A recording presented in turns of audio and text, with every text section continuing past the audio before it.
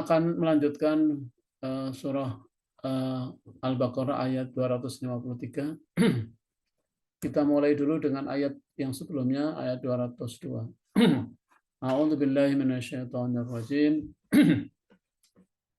Tilka ayatullahi natluha 'alaika bil haqq wa innaka laminal mursalin. Tilka ayatullah. Itulah ayat-ayat Allah. Natluha 'alaika bil haqq. Kami membacakannya kepadamu Muhammad. 'Alaika itu tujuannya kepada Muhammad bil haqqi, dengan benar. Wa innaka laminal mursalin. Sesungguhnya engkau Muhammad benar-benar termasuk di antara para rasul. Ayat ini sangat penting untuk kita pahami dengan benar bahwa Allah telah mengisyaratkan atau telah menceritakan banyak sekali kisah di dalam Al-Quran. Dan kisah-kisah ini dibacakan oleh Allah langsung kepada Nabi kita Muhammad. Kenapa ini penting untuk ditegaskan? Karena Nabi memang tidak hadir. Nabi tidak menyaksikan langsung peristiwa-peristiwa itu. Karena itu termasuk peristiwa gaib. Gaib itu artinya peristiwa yang sudah berlalu. Gaib bagi kita tidak tahu. Bagi Nabi juga begitu. Karena kan kita ini sering ya, kita mendapat cerita orang itu benar atau enggak. Apalagi kalau kita diceritain sejarah gitu kan. Sejarah itu kan persepsi zaman sekarang. Ya. Kecuali ada bukti-bukti dan itu kemudian dirangkai-rangkai dan pasti ada kepentingan. Ya. Orang menceritakan sesuatu itu ada kepentingan benar-benar tulus karena Allah, karena memang ingin menyampaikan kebenaran. Tapi ada orang menceritakan sesuatu yang lampau itu, saudara, kadang-kadang punya misi tertentu.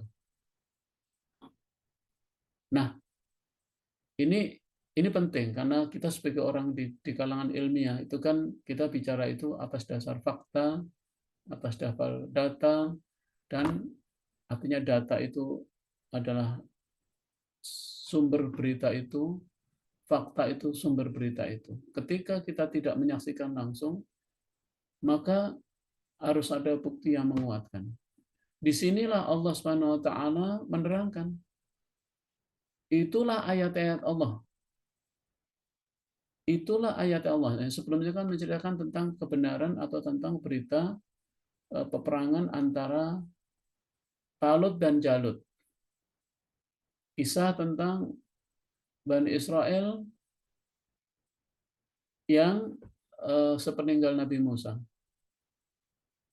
Kemudian Allah mengutus kepada mereka Talut sebagai pemimpin, tapi mereka umumnya menolak, mendustakan, bahkan tidak semuanya ikut terhadap Talut, padahal itu sudah dia minta dan Allah sudah memberikan pemimpin yang baik, yang adil. Tapi mereka banyak yang nggak mau, ya, menolak. Nah, Allah menegaskan di sini terhadap berita yang lama yang Nabi tidak menyaksikan langsung itu, sampai Allah harus menggunakan kami membacakannya kepada Muhammad dengan benar. Ini jaminan akan kebenaran dari kisah-kisah yang Allah sampaikan di dalam Al-Quran kepada Nabi kita Muhammad. Dan ini sekaligus menjelaskan bahwa Nabi Muhammad itu adalah Rasul. Sampai Allah mengatakan, wa innaka laminal mursalin. Dan sesungguhnya engkau Muhammad benar-benar termasuk di antara para Rasul. Ya kan? Masya Allah ya. Jadi kita sudah nggak ada keraguan lagi bahwa Nabi Muhammad SAW itu mendapatkan karunia dari Allah sebagai Rasul terakhir yang lengkap mendapatkan cerita semua para Rasul itu dengan benar. Allah harus menggunakan kalimat bil haq, ya, dengan benar. Padahal tidak menggunakan bil haq pun juga kita pasti meyakini bahwa apa yang disampaikan dari Allah itu benar. Tapi Allah menjelaskan bil haq untuk menunjukkan bahwa pentingnya kita menyampaikan sesuatu itu dengan benar. Ya. Jangan ada tambahan-tambahan. Apalagi kalau kita ingin menceritakan sesuatu yang lampau, yang sudah kita ketahui, itu harus juga dengan bukti, dengan benar. Ya, ini pelajaran penting. Nah, Kemudian ayat ini dilanjutkan dengan ayat 253, ya kan. Allah berfirman, tilkar rusulu faddalna ba'dahum ala ba'd. Minhum man kallamallahu wa rafa'a ba'dahum darajat. Wa atayna Isa ibn Maryam al-bayyinati wa ayyadnahu bi hurufil qudus.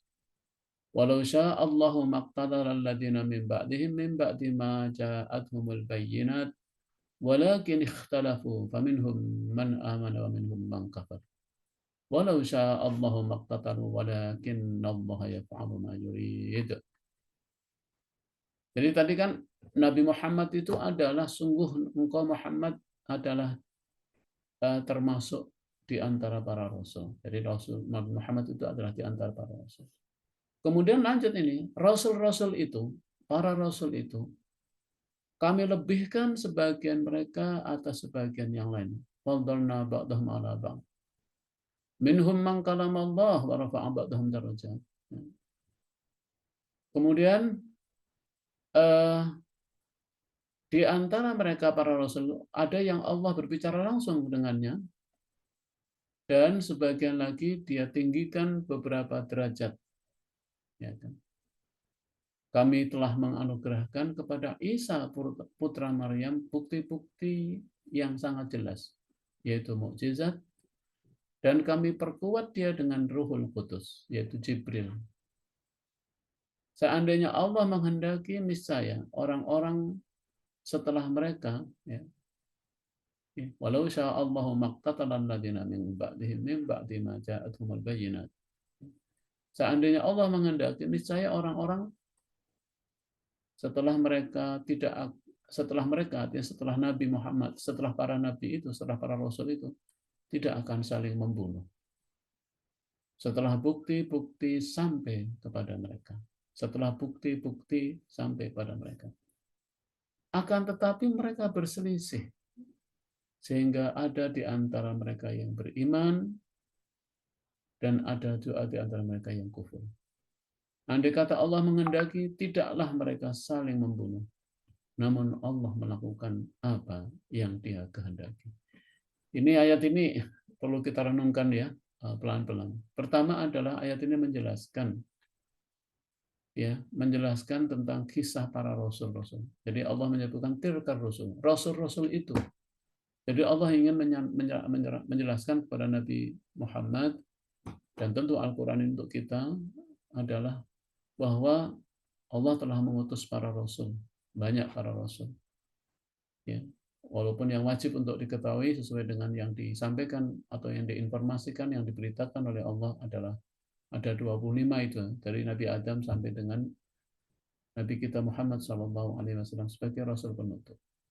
Ada berapa semuanya? Hanya Allah yang tahu. Yang jelas tentu lebih dari itu. Ya. Demikian juga para nabi, banyak jumlahnya. Tapi ada yang disebutkan namanya oleh Allah dan ada yang tidak. Dan kita tidak usah mendalami siapa-siapa namanya dan sebagainya. Yang tidak disebutkan oleh Allah di dalam Al-Quran artinya tidak wajib untuk kita ketahui namanya itu. Karena berarti sudah diwakili oleh para rasul dan nabi itu. Nabi-nabi yang tidak disebutkan itu. Nah, di antara para rasul itu memang ada sebagian yang yang dilebihkan oleh Allah Subhanahu wa taala dari sebagian yang lain. Itu adalah wewenang Allah, itu adalah kekuasaan Allah, itu adalah semua adalah kehendak Allah Subhanahu wa taala, bahwa di antara nabi itu ada yang mempunyai kelebihan dengan nabi yang lain. Apa itu bidang kelebihannya? Sebetulnya kelebihannya itu bisa karena tugas, karena cakupan lingkungan dakwahnya yang berbeda. Ya kan? Ada nabi yang diutus untuk sebuah kelompok kecil, sebuah kabilah, atau diutus untuk suatu umat, kemudian wilayahnya juga mungkin terbatas tertentu, ya tidak ini. Makanya berdasarkan pada itu semua, ya kan, maka kita sangat paham bahwa Nabi kita Muhammad SAW itu adalah penghulu para nabi dan paling mulia dan paling tinggi, paling utama, paling tinggi derajatnya dibanding dengan nabi yang lain karena cakupan tugasnya. Karena Nabi Muhammad itu adalah diutus wa ma arsalnaka illa rahmatan lil alamin.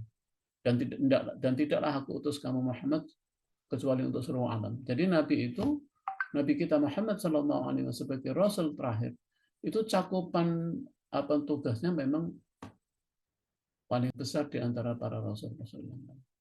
Kalau para Rasul lain itu di tempat-tempat tertentu, di levelnya ada yang di sukunya, ya, ada yang di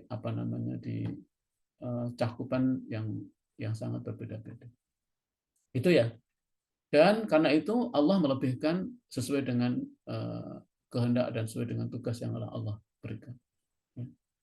Di antara mereka ada yang Allah berbicara langsung. Ini juga kelebihan ya beberapa. Ada yang di antara mereka ada yang Allah berbicara langsung dengannya. Ini kan tidak disebutkan ya siapa gitu ya. Kita tahu bahwa di antara Rasul yang telah berbicara langsung atau yang Allah berbicara langsung dengannya adalah misalnya dengan Nabi Musa alaihissalam. Ketika Nabi Musa mendapatkan wahyu, mendapatkan perintah di di Tur Sinai, ya, di Bukit Sinai atau di Gunung Sinai itu adalah tapi Allah nggak menyebutkan. Berarti memang di antara nabi itu atau di antara rasul ada yang memang Allah berbicara langsung dengannya. Cuman kalimat berbicara langsung dengannya itu hanya Allah yang tahu. Ya. Itu adalah kelebihan.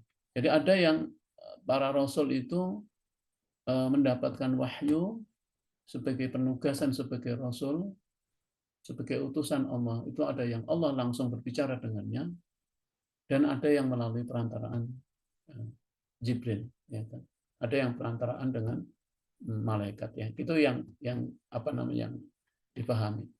Sebagian lagi dia tinggikan beberapa derajat, ya. Jadi sebagian lagi Allah tinggikan Rasul itu dengan derajat yang berbeda-beda, ya. Nah, derajat di sini itu adalah bisa kemuliaan, bisa keutamaan, bisa ketinggiannya, itu adalah hanya Allah yang tahu. Kenapa?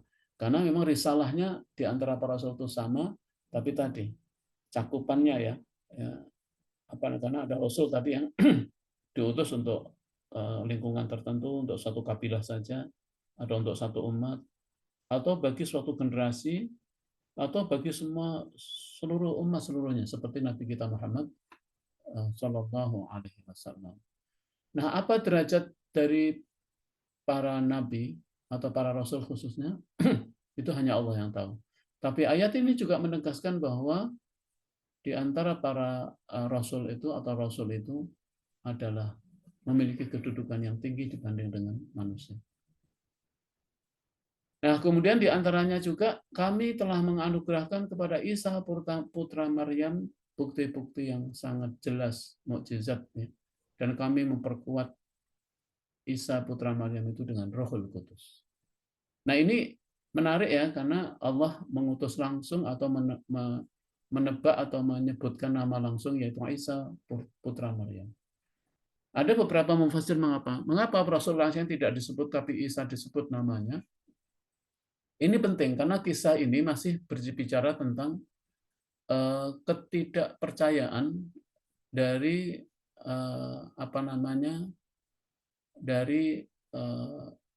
orang-orang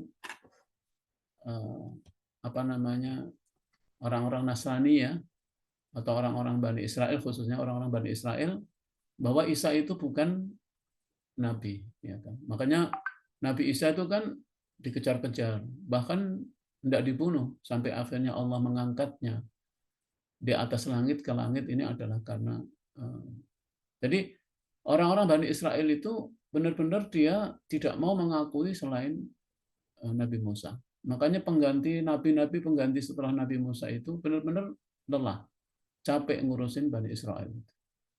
Karena bagi dia adalah dia hanya percaya kepadanya. Ketika Allah mengutus kepada mereka itu banyak Nabi Zakaria, Nabi Yahya, dan terakhir Nabi Isa alaihissalam, itu mereka aniaya, mereka bunuh, ya.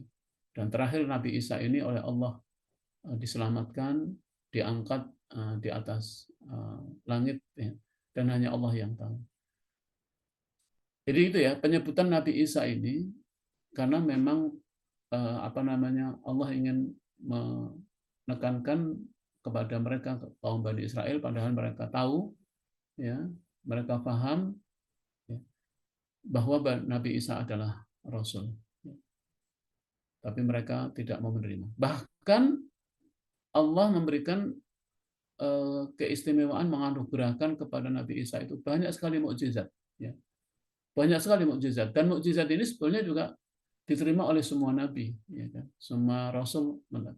Tapi Allah juga sekali lagi menyebut Nabi Isa alaihissalam dalam ayat ini di antara para rasul itu karena apa?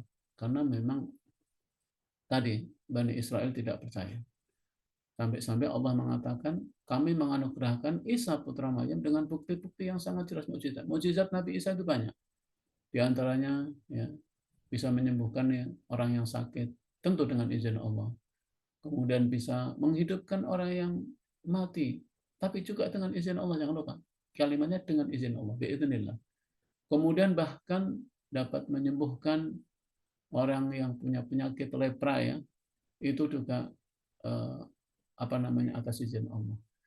Banyak mukjizat-mukjizat yang lain, ya, dan tentu saja kami memperkuat dia dengan Ruhul Kudus. Makanya Nabi Isa itu selalu nempel nama Maryamnya, nama ibunya, karena untuk menunjukkan bahwa hanya Nabi Isa yang disebut nama ibunya, karena tidak ada ayahnya. Dan itu kembali menunjukkan kekuasaan Allah Subhanahu wa taala kepada kita semua atau kepada orang-orang setelahnya, bahwa Isa itu adalah Nabi Allah Subhanahu wa taala. Nah, Ruhul Kudus ini semua mufasir mengatakan dia adalah Jibril yang diutus oleh Allah Subhanahu wa taala kepada Maryam, ya. Dengan kekuasaan Allah, dengan irada Allah, kemudian Maryam mengandung dan memiliki anak yang bernama Isa, putra Maryam. Biasanya karena orang disebutkan nama ayahnya, tapi kalau Isa disebut nama ibunya. Nah, Ruhul Kudus ini kemudian sebagian orang mengartikan lalu anaknya Tuhan lah, na'udzubillah. Ini adalah bentuk-bentuk penyesatan, ya. Sebagian mengartikan itu. Nah, seandainya Allah menghendaki, niscaya orang-orang setelah mereka tidak akan saling membunuh setelah bukti-bukti sampai kepada mereka. Nah, inilah babak baru, hadirin, dari ayat ini. Nah, di antara mereka itu terjadi perselisihan. Jadi perselisihan itu terjadi sepeninggal Nabi. Sepeninggal Nabi mereka saling berselisih. Misalnya, ya, orang-orang Mekah menganggap bahwa dia adalah pengikut ajaran Nabi Ibrahim. Kemudian orang-orang Yahudi yang waktu itu di Madinah menganggap Muhammad itu bukan Nabi. Kami adalah pengikut Nabi Musa alaihissalam. Kemudian orang-orang Nasrani yang ada di Madinah waktu itu, karena ayat ini ayat turun di Madinah, juga menganggap bahwa kami adalah pengikut Nabi Isa alaihissalam. Begitu ya, hadirin.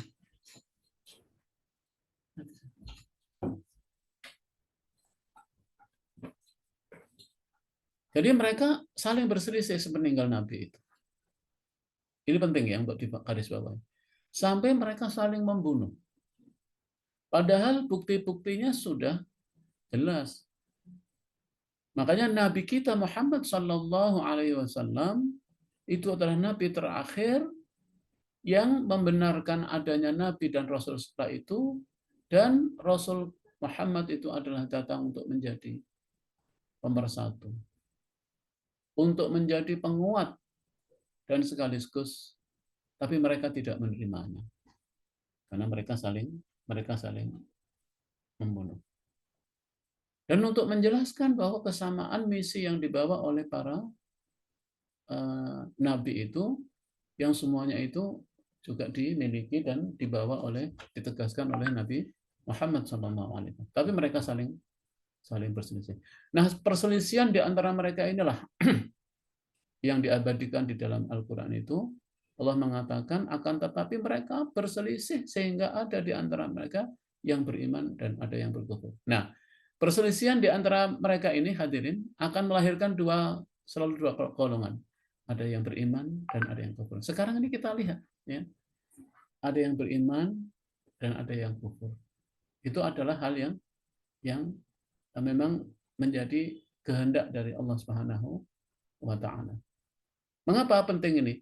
Karena bahwa beriman dan orang itu beriman, orang itu kufur itu bukan paksaan. Orang itu beriman, orang kufur itu adalah pilihan. Silakan orang itu mau beriman ataukah orang kufur. Di dalam ayat yang lain surat Kahfi misalnya ayat 29, wa qulil haqqu mir rabbikum faman syaa'a falyu'min wa man syaa'a falyakfur. Katakanlah Muhammad, kebenaran itu dari Allah. Allah sudah menyampaikan bukti-bukti kebenaran, ya kan? Faman syaa'a falyu'min, faman syaa'a falyakfur. Maka barang siapa yang beriman, berimanlah tuh. Ya. Dan barang siapa yang kufur, maka silahkan dia memilih kekufuran. Jadi ini penting statement ini. Mereka berselisih sehingga di antara mereka ada yang beriman, ada yang kufur. Jadi beriman dan kufur itu pilihan. Ya. Makanya kalau ada yang kufur, ada yang beriman, ini sesuai dengan ayat. Ya. Kemudian Allah mengatakan, andai kata Allah menghendaki, tidaklah mereka saling membunuh. Ini Masya Allah. Walau sya'allahu maqtata. Kalau seandainya Allah menghendaki, tentulah mereka tidak saling membunuh. Nah, tapi di akhir ayatnya, walakin Allah yaf'alu ma yurid. Namun Allah melakukan apa yang Dia kehendaki. Dari perselisihan, peperangan semua ini itu adalah memang menjadi takdir Allah Subhanahu wa taala, bukti dari kehendak Allah Subhanahu wa taala bahwa memang manusia itu diberikan oleh Allah akal, diberikan oleh Allah pikiran, datang kepada mereka petunjuk, datang kepada mereka Al-Quran, rasanya semua ini datang kepada mereka Rasul untuk memberikan penjelasan. Itu kan Allah sudah memberikan semua modal-modal untuk berpikir, ya kan? Kan modal kita untuk menentukan pilihan itu kan kita diberikan akal, ya kan? Kita diberikan informasi tentang informasi sebelumnya atau al-ma'lumatus sabiqah, informasi-informasi sebelumnya yang sudah sampai kepada kita, datang kepada kita, bahkan para rasul, ya, dan rasul terakhir Muhammad ya, kepada mereka, pada orang-orang Bani Israel atau pada orang-orang yang kufur. Kemudian diberikan kepada mereka orang-orang yang memberikan penguat argumentasi, kalau kita para ulama. Tapi kalau mereka masih juga tetap kufur, ya itu sudah pilihan mereka. Jadi gitu ya hadirin. Mengapa nanti ada namanya azab, ada keadilan, ya? Itu karena memang adanya pilihan. Jadi perlu di-state di sini bahwa semua yang terjadi termasuk peperangan yang panjang ya. Ini kan kalau bicara tentang para rasul ini kan kisah sepanjang kehidupan manusia ya. Mulai dari Nabi Adam berapa kurun waktu lama. Kemudian Nabi Adam, Idris, Nabi Nuh, apalagi Nabi Nuh yang diabadikan oleh Allah waktunya ya. Nabi Nuh itu berdakwahnya aja 950 tahun. Itu masa dakwahnya. Bukan umurnya ya, umur Nabi Nuh lebih tepat dari itu.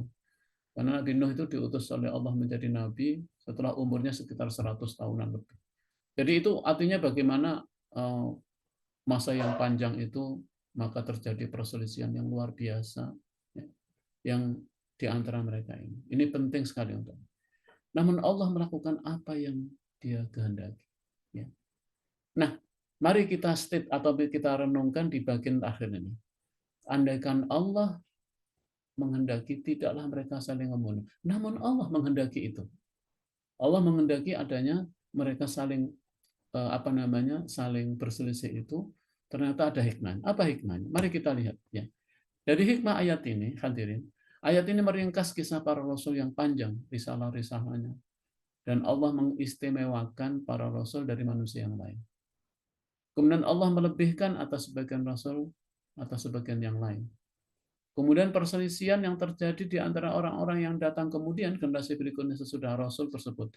Tadi kita sampaikan bahwa ternyata perselisihan itu terjadi sepeninggal Rasul karena mereka memang tidak bersungguh-sungguh mengikuti para Rasul itu. Dan siapa yang menyebabkan terjadi perselisihan? Inilah yang penting. Ada pemuka-pemuka mereka, ya, kelompok-kelompok elit mereka yang sengaja membuat perselisihan ini terjadi, ya, karena mereka mempunyai kepentingan. Jadi perselisihan ini banyak sekali justru ditimbulkan oleh orang-orang yang pertama tidak paham dan yang kedua mempunyai agenda, mempunyai motivasi yang tidak benar. Dan akibat dari perselisihan itu, maka sebagian manusia yang beriman dan sebagian mereka kafir. Nah, ini yang penting. Allah menetapkan terjadinya peperangan di antara mereka saling membunuh di antara manusia itu adalah intinya satu. Intinya ini. Pertama, menolak kekafiran dengan keimanan. Jadi peperangan itu memang kadang-kadang diperlukan untuk mengajak orang kepada keimanan. Tentu dengan cara ini. Dan itulah hakikatnya. Mengapa? Karena para rasul sejak Nabi Adam sampai dengan Nabi Muhammad SAW itu adalah diutus untuk menjadikan manusia-manusia yang beriman, ya kan? Agar dia beriman hanya kepada Allah. Kemudian tujuan dari peperangan itu juga yang Allah tetapkan ini juga untuk menolak kejahatan dengan kebaikan. Hadirin, tidak selalu peperangan itu buruk. Kalau peperangan itu dapat menghentikan kejahatan, dapat menghentikan kezaliman, dapat menghentikan keangkara-murkaan dengan kebaikan, itu adalah bagian dari tujuan perang yang dikehendaki oleh Allah SWT. Kenapa? Kalau seandainya sebagian golongan itu dibiarkan berbuat kemungkaran, maka akan terjadi kehancuran. Karena itu Allah mengutus sebagian untuk menghentikan kemungkaran, menghentikan kejahatan. Dan juga tujuan atau Allah menetapkan terjadinya peperangan di antara manusia agar manusia yang sesat itu kembali kepada petunjuk. Ya, jadi untuk menolak kesesatan dengan petunjuk. Ini hadirin. Kenapa? Karena bumi ini diwariskan oleh Allah Subhanahu wa taala untuk manusia agar manusia ini merawat dengan baik. Namanya manusia sebagai khalifah. Khalifah kok membuat kejahatan. Allah khalifah kok membuat kemungkaran di atas muka bumi. Dan kekafiran, kejahatan dan kesesatan ini yang lebih parah lagi bukan untuk dirinya, dia juga mengajak yang lain untuk berbuat kafir, berbuat kejahatan. Kafir itu kan menolak Allah, menolak hukum-hukum Allah. Kafir itu artinya mengingkari Allah sebagai pencipta langit dan bumi, mengingkari Allah sebagai pembuat aturan dan hukum yang harus ditaati. Kafir itu artinya menganggap bahwa ada aturan yang lebih tinggi dari aturan Allah, dan aturan Allah dianggap aturan yang sudah usang, lalu dia membuat aturan sendiri. Itu kekafiran. Jadi kafir itu menolak terhadap ketentuan Allah Subhanahu wa taala, hukum-hukum Allah. Jadi supaya kita jelas ya, apa ayat yang terkandung di dalam ayat tadi bahwa walau sya'allahu maqtatalu walakinallaha yaf'alu ma. Kalau Allah menghendaki maka tidak akan terjadi saling membunuh. Namun Allah menghendaki itu semua apa yang Allah kehendaki. Allah menghendaki menetapkan semua itu karena ada tujuan. Nah, disinilah kemudian maka selalu akan ada dua golongan. Mereka yang beriman, yaitu orang yang senantiasa menyebarkan kebaikan, mengarahkan dan menyebarkan petunjuk yang benar dari Allah Subhanahu wa taala, mengajak kepada iman kepada Allah Subhanahu wa taala. Kenapa? Karena bumi ini diwariskan untuk manusia-manusia yang beriman dan beramal saleh. Makanya kalimat ini saya ingin menegaskan bumi ini tidak pantas bagi kekafiran, bagi kesesatan, bagi kezaliman, bagi kejahatan. Tidak layak seharusnya. Harus ada yang menghentikan. Dan cara menghentikannya dengan dakwah, gitu kan? Dengan jihad, berdakwah. Jadi jangan sampai apa namanya bumi ini diisi dengan kekafiran yang makin banyak. Apa yang terjadi nanti? Jangan sampai bumi ini diisi dengan orang-orang yang kesesatan, dengan kejahatan. Betapa ngerinya bumi ini. Padahal bumi ini diwariskan oleh Allah Subhanahu wa taala untuk manusia sebagai manusia hidup dengan baik, hidup dengan tentram, hidup dengan sejahtera, ya. Dan diutusnya juga para rasul-rasul tadi itu, banyak para rasul itu untuk membimbing manusia agar manusia hidup dengan cara yang baik, ya Allah. Yaitu hidup pada keimanan, hidup dengan penuh kebaikan, dengan hikmah, dan yang paling penting lagi adalah agar manusia hidup dengan petunjuk yang benar, petunjuk yang mengantarkannya kepada kebahagiaan, kepada kesejahteraan. Makanya kita sekarang tahu memandang peperangan itu. Ada memang peperangan itu adalah bentuk dari kezaliman. Ada kan peperangan itu ingin menguasai orang, peperangan itu ingin menguasai wilayah, ingin menjajah. Nah, ini peperangan yang tidak benar. Dalam Islam belum pernah ada dalam sejarah Islam itu berperang itu untuk tujuan-tujuan itu.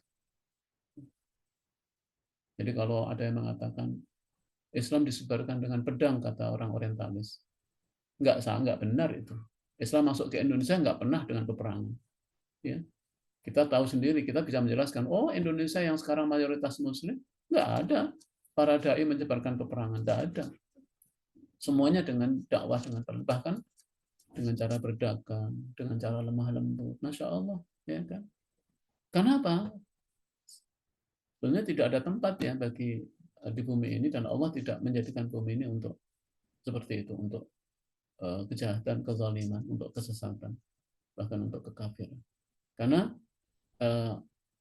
Allah mengutus para rasul untuk agar manusia kembali ke hidup yang benar.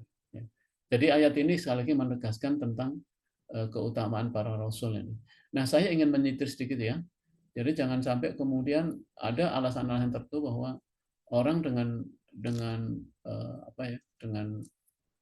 nggak bisa dibenarkan bahwa seorang karena mengikuti rasul yang dia yakini kemudian boleh membunuh rasul yang lain. Kalau dalam Islam jelas, ya, la nufarriqu baina ahadin mir rusuli. Kalau kita kan itu, tidak ada bedanya antara rasul, semua rasul-rasul Allah. Kita mengakui Nabi Adam rasul, Nabi Nuh rasul, Nabi Isa rasul, Nabi Musa rasul. Itu hebatnya ya, kaum muslimin itu tidak beda-bedakan. Tapi kalau mereka membeda-bedakan, terus membeda-bedakannya kemudian menyalahkan dan memusuhi, memerangi. Makanya Nabi kita Muhammad Sallallahu Alaihi Wasallam adalah Rasul terakhir yang paling mulia karena memang cakupan dakwahnya seluruh alam, kemudian juga misinya adalah misinya menjadi rahmat, ya, tidak hanya mendamaikan, tapi menjadi rahmat. Rahmat itu lebih dari kata mendamaikan. Ya. Allah melebihkan Nabi kita Muhammad Sallallahu Alaihi Wasallam. Karena itu hadirin, perselisihan-perselisihan saja itu ada maknanya. Dan itu kehendak Allah. Karena tidak ada sesuatu pun yang terjadi di muka bumi ini tanpa kehendak Allah. Allah yang menghendaki. Tapi kehendak Allah itu ya termasuk terjadinya peperangan dan perselisihan di antara manusia itu agar manusia kembali kepada kebaikan. Agar kejahatan berhenti, agar kejahatan, kezaliman, kesesatan itu berhenti. Dan siapa yang menghentikan? Tentu orang-orang yang beriman, orang-orang yang mencintai kebaikan, orang-orang yang beriman harusnya. Kita sekarang paham bagaimana peperangan di saudara kita di Palestina. Yakin. Jangan-jangan itu golongan kecil. Kan dalam ayat sebelumnya kan betapa banyak golongan yang kam min fi'atin qalilatin ghalabat fi'atan katsiratan bi'iz. Betapa banyak golongan yang kecil bisa mengalahkan golongan yang besar dengan izin Allah. Termasuk Talut bisa mengalahkan Jalut, itu nggak main-main. Karena pasukan Jalut itu ditakuti, tapi Talut bisa mengalahkan. Walaupun pasukannya cuma 330, sama dengan jumlah pasukan ketika perang Badar yang dipimpin oleh Nabi kita Muhammad SAW. Nah, karena itu ayat ini dilanjut dengan ayat berikutnya. Jadi ini penting ya. Allah menetapkan terjadinya peperangan dan perselisihan di antara manusia untuk menolak kekafiran dengan keimanan, kejahatan dengan kebaikan, dan kesesatan dengan petunjuk. Karena memang betapa menyedihkannya ketika bumi ini diisi oleh mereka oleh kekafiran, kesesatan dan kejahatan. Tidak pantas sebetulnya ya. Nah, karena itu Allah menghimbau, ya ayyuhalladzina amanu anfiqu mimma razaqnakum min qabli ayyatiya yaumun la bai'un fihi wala khullatun wala syafa'ah wal kafiruna humudz zalimun. Ya ayyuhalladzina amanu, wahai orang-orang yang beriman, anfiqu mimma razaqnakum min qabli. Infakkanlah, berinfaklah dengan sebagian rezeki yang telah kami anugerahkan kepadamu min qabli ayyati yaumul la bai'un fihi wala khullatan wala syafa'ah. Ya. Wahai orang yang beriman, infakkanlah sebagian dari rezeki yang telah kami anugerahkan kepadamu sebelum datang hari kiamat yang tidak ada lagi, yang tidak ada gunanya lagi jual beli pada hari itu. Tidak ada lagi persahabatan yang akrab pada hari itu, dan tidak ada lagi syafaat. Allah mengingatkan, orang-orang kafir itulah orang-orang yang zalim. Jadi karena tadi ya Allah mengendakikan tadi ya, Allah menetapkan peperangan itu untuk menegakkan keimanan, kebaikan dan petunjuk supaya ini. Maka wahai orang-orang yang beriman, ini perintah kepada kita, ya kan? Berjihadlah. Nah, jihad yang paling bisa kita lakukan saat ini adalah infak. Karena infak itu rumpun dan famili jihad. Makanya Allah perintahkan jihadlah dengan harta dan jiwa. Jangan ragu kita menginfakkan harta kalau harta itu adalah untuk tujuan mendidik manusia kepada keimanan. Jangan pernah ragu kalau harta itu adalah kita infakkan untuk menegakkan kebaikan, untuk menyebarluaskan kebaikan. Dan jangan ragu menginfakkan harta kalau harta itu untuk menjadikan manusia menjadi baik, mendapat petunjuk. Nah, yang harus hati-hati, jangan sampai kita ini membelanjakan harta untuk menambah kesesatan orang.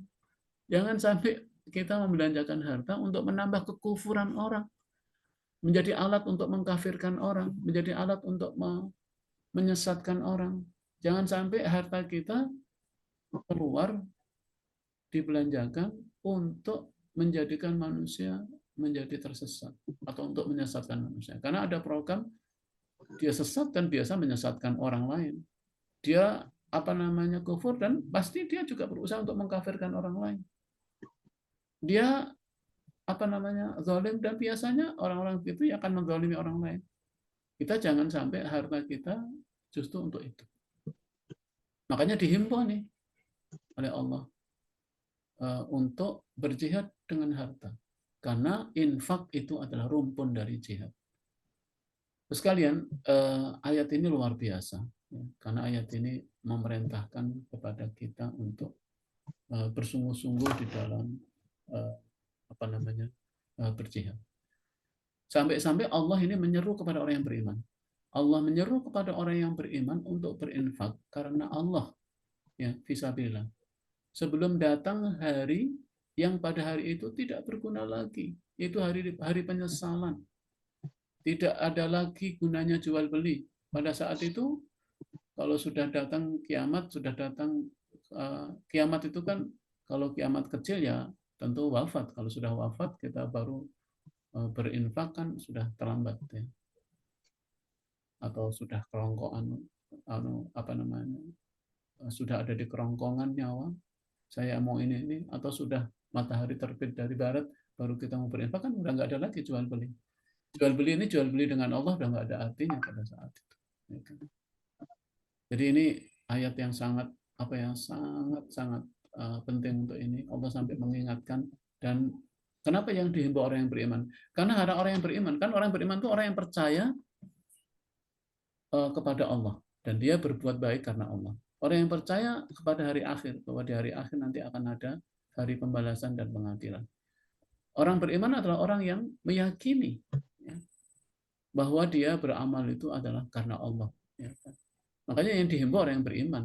Orang yang tidak beriman nggak mungkin ya. Orang yang tidak beriman bukan wilayah di sini. Ya.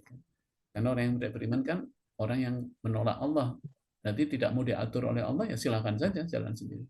Tapi orang yang beriman adalah orang yang mestinya siap diatur oleh Allah, makanya diajak oleh Allah. Kalimatnya juga kalimat yang sangat indah, manis. Wahai orang-orang yang beriman. Itu kan ajakan yang lembut ya. Infakkan sebagian dari rezeki yang telah kami anugerahkan kepadamu sebelum datang. Ada 5 ayat di dalam Al-Quran yang diingatkan kepada kita agar kita ini segera berinfak. Kenapa? Sebelum datang hari penyesalan, yaitu tidak ada lagi jual beli, tidak ada lagi persahabatan. Jadi tidak ada lagi persahabatan kan, sekarang itu persahabatan kan dengan materi ya gampang gitu. Dengan uang gampang gitu. Nah, nanti tidak ada itu pada hari akhir, persahabatan itu nggak ada lagi kecuali persahabatan yang didasari oleh ketakwaan. Makanya ada apa namanya, ada ayat yang berbunyi al akhillau yauma idzin ba'dhum ala ba'd ya. Al akhillau ya, persaudaraan teman-teman akrab pada hari itu jadi saling bermusuhan di antara mereka illal muttaqin, kecuali orang yang bertakwa. Kemudian tidak ada lagi syafaat. Karena kan harta itu bisa memberikan syafaat kan dengan izin Allah ya kan. Jadi syafaat itu artinya penolong. Harta yang kita infakkan di jalan Allah insya Allah jadi penolong. Kemarin sudah saya katakan, kita berinfak melalui anak yatim, sebetulnya kita menitipkan barang kita kepada anak yatim, kepada jihad fisabilillah, kepada wakaf, itu sama dengan nitip kita. Karena nanti akan kita dapatkan di yaumul qiyamah. Dan harta itu dapat menjadi penolong bagi manusia. Nah itulah hadirin ayat ya. Insya Allah ayat yang berikutnya kita akan bahas pada pertemuan yang akan datang. Kita akan bahas ayat yang akan datang itu ayat kursi, ayat 255, ayat 255.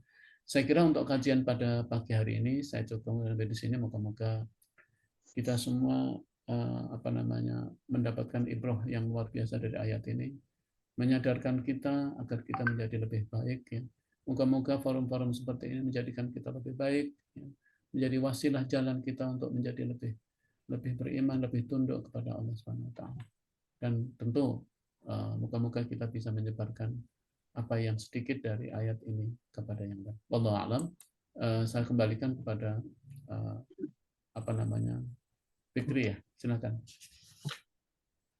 Baik Ustaz, syukran kepada Ustaz Profesor Dr. Abdul Munif yang telah menyampaikan materinya pada pagi hari ini.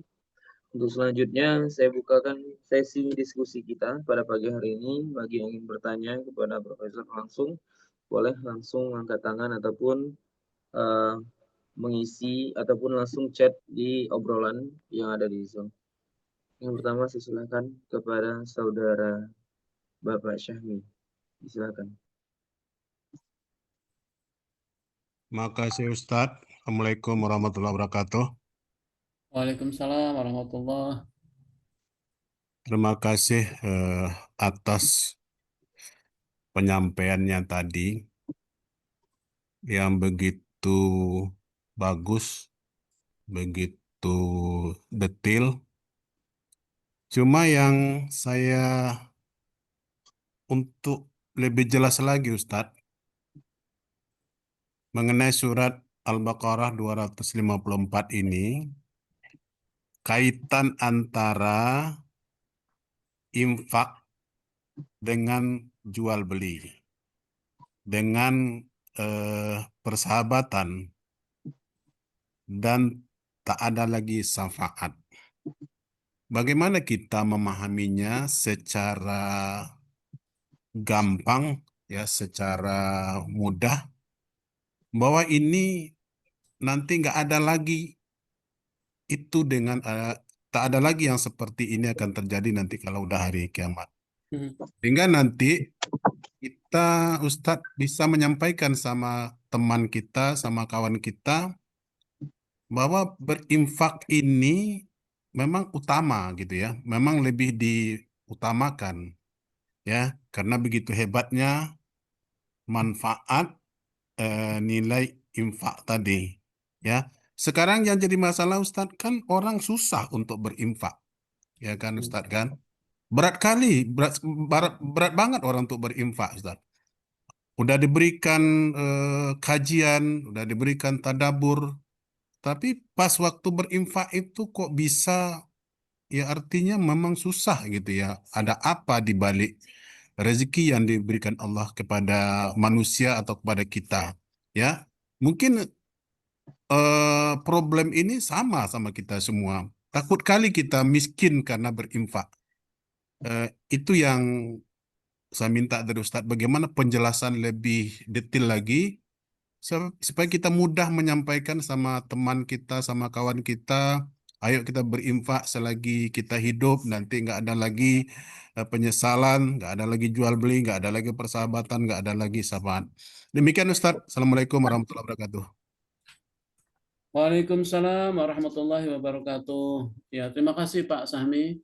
Kita sebetulnya sama ini apa yang diresahkan oleh Pak Sahmi dengan saya pribadi, dan tentu ini moga-moga juga menjadi ibrah bagi saya sebagai pribadi, bahwa memang apa namanya Allah Subhanahu wa taala kekuatannya adalah mengajak, menghimbau dengan apa ya, dengan ya apa ya, dengan balasan yang menggiurkan ya bagi infak, tapi masih belum muncul ini.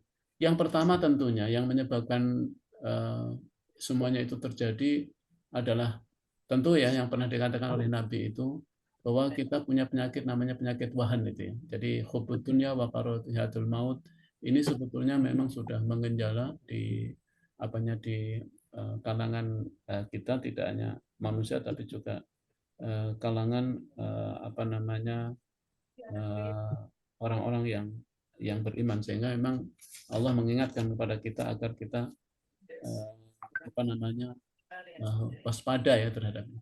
Yang kedua sebetulnya kita lupa ya. Tadi ayat ini kan ter apa namanya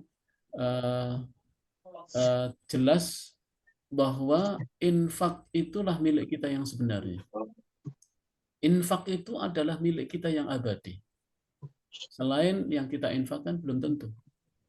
Jadi milik yang kita yang sebenarnya itu adalah apa yang kita infakkan di jalan. Tidak hilang dia.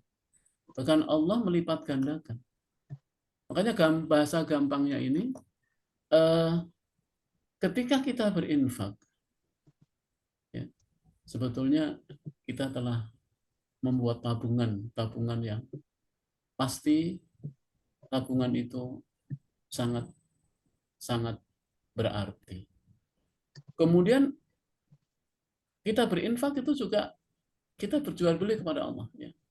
Kita jual, Allah beli.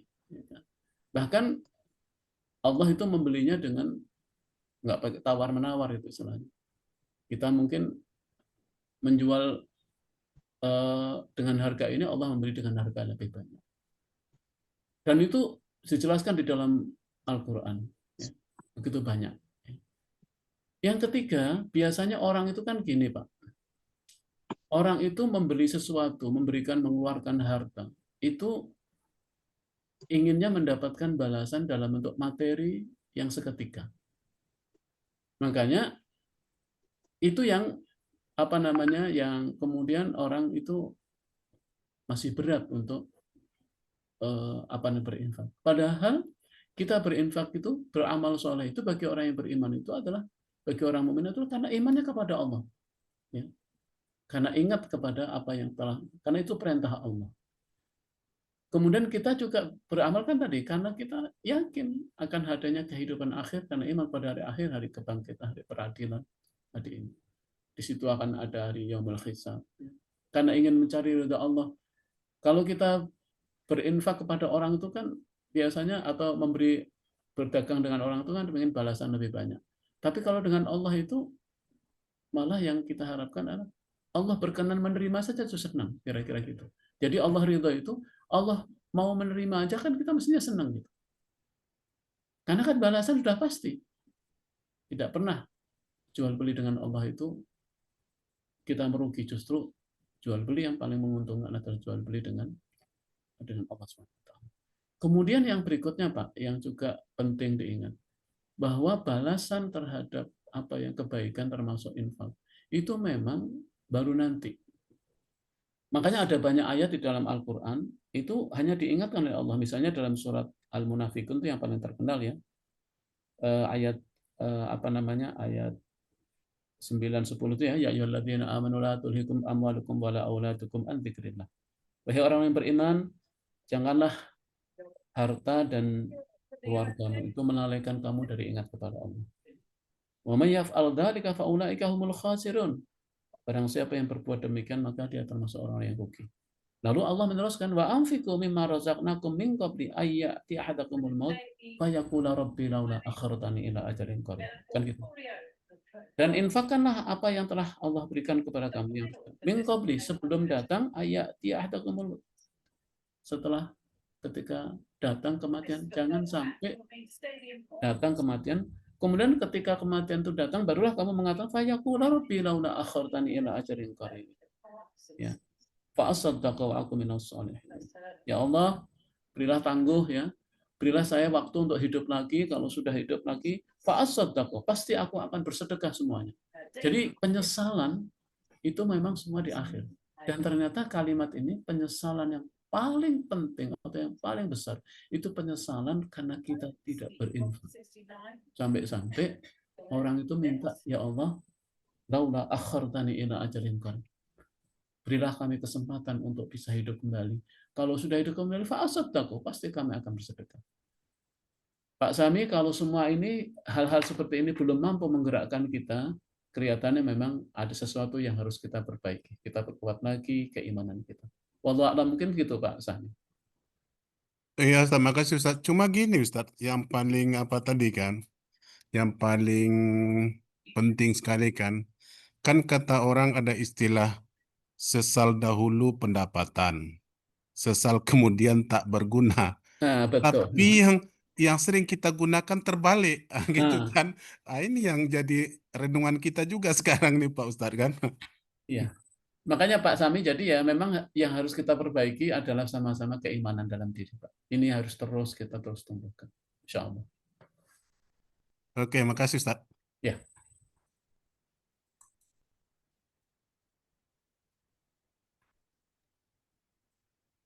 Selanjutnya, terima kasih kepada Pak Syami yang telah memberikan pertanyaan. Untuk selanjutnya, saya bukakan diskusi untuk para hadirin ataupun jamaah yang lain yang ingin bertanya. Saya persilahkan, baik itu melalui chat Zoom ataupun secara langsung boleh mengangkat tangan.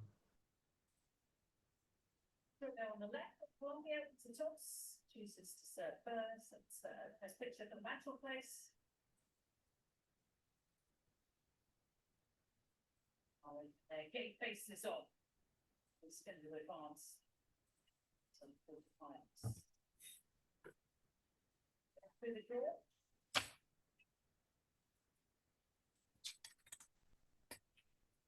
Sembari ingin bertanya di Zoom, saya juga mengingatkan kepada hadirin sekalian untuk mengisi daftar hadir yang telah diberikan di chat kita, di obrolan Zoom kita.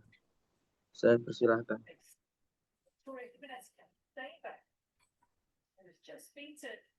The second city from the total top seat is also out. So this event has just been beaten by.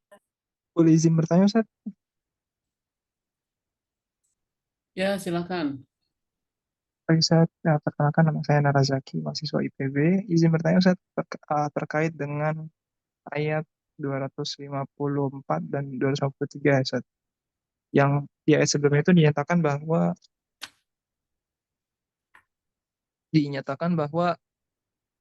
Allah itu jikalau berkehendak akan membuat beriman semua manusia yang ada di muka bumi ini. Nah, apa kaitannya Ustaz ya antara berinfak itu dengan kehendak Allah gitu, dengan kehendak Allah yang menyatakan bahwa Allah itu menghendaki segala sesuatu. Ya, Terima kasih. betul. Pertanyaan yang bagus. Ya, jadi Muhammad, jadi ini adalah lanjutan dari ayat itu, mengapa tiba-tiba Allah menyuruh kita untuk berinfak. Karena begini, ya.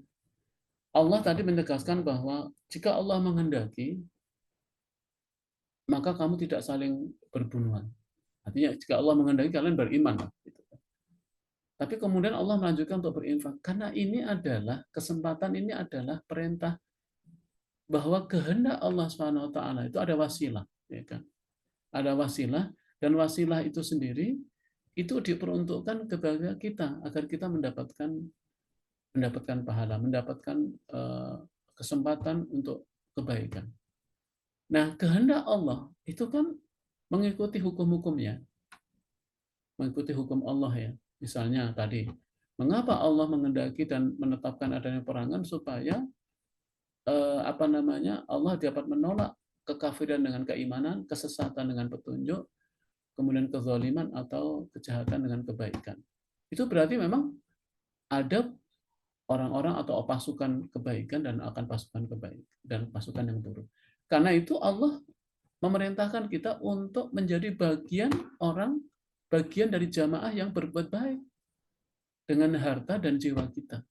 Nah, untuk memperkuat pasukan kebaikan agar dapat bekerja, kemudian dapat berdakwah, ini membutuhkan support, ya kan? Itu hukum Allah itu, sunatullah itu.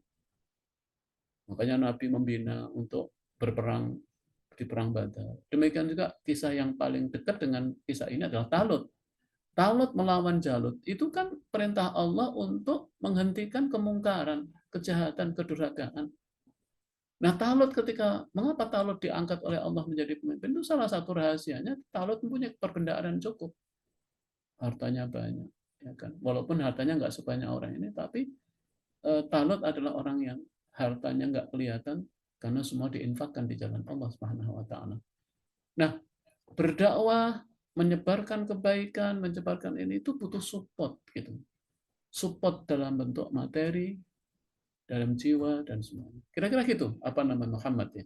Jadi kehendak Allah ini mengikuti sunatullah jika itu berlaku pada manusia dengan dengan berinfak, berarti kita telah mensupport kebaikan. Makanya tadi hati-hati, jangan sampai kita mengeluarkan harta itu, justru harta itu untuk mensupport kemungkaran, untuk mensupport kezaliman, untuk mensupport kesesatan. Jangan sampai. Harta kita harus menjadi harta yang memperkuat kebaikan, memperkuat pasukan kebaikan, para da'i, ya, dan semuanya. Kira-kira itu Muhammad kaitannya. Ustaz, jazakallah khairan Ustaz. Baik, jazakallah kepada saudara Muhammad Narazaki. Untuk selanjutnya, apakah ada pertanyaan terakhir?